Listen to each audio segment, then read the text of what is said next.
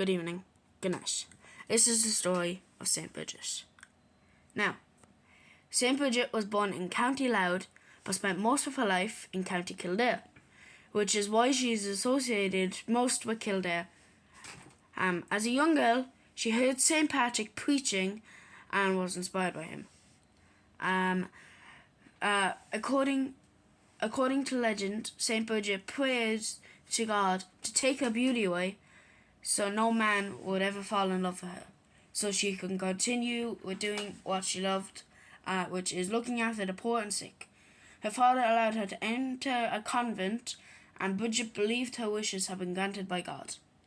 And we celebrate St. Bridget's Day on February 1st every year. People make St. Bridget's crosses and hang them in their home. It is believed that these crosses protect homes from evil spirits. Devil, and many others. And the origin of St. Bridget's cross comes from a story of an old chieftain. He was very sick and called Bridget to help him. Bridget is said to have sat at his bed and calmed him by telling him the story of the cross. She sat using rushes on the ground to make a distinctive cross pattern. The chieftain was calmed by her words and asked to be baptized before he had passed away. Now this is a beautiful story. Now this is St. Bridget on stained glass in the St. Joseph Catholic Church in Georgia.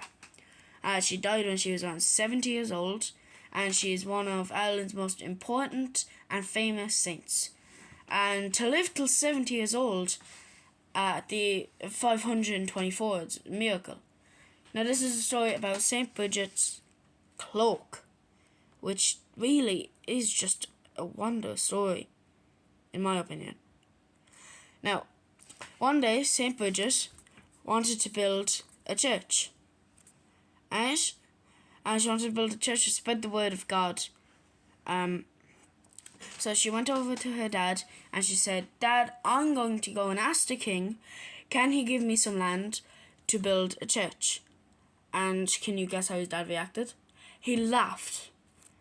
And he said, "The king, he's very mean. He will not give you even a single centimetre of land." He obviously didn't say that. And his dad was right. But St. Bridget, she didn't give up. She wanted to spread the word of God, and if she wanted to spread the word of God, that's what she was going to do. And the king said, "This is my land. It is my great big land, and I'm not going to give you any of it." So later that night, St. Bridget prayed to God that the king would be nice. Okay? So St. Bridget went back to the king the next day and said, "Can I have as much land as my cloak will cover?" And the king said, "Yes." So St. Bridget laid her cloak onto the ground, and what happened? Can you guess? I don't think you can guess. It started to go and go and go until eventually it was big enough so she could build her own church. And at this stage, the king was confused. How did that tiny cloak just go into a huge thing? It was shocking.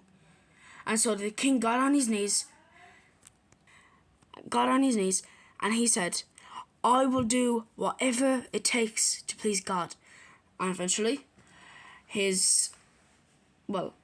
St. Bridget's church was built. And now that's the story of St. Bridget's cloak.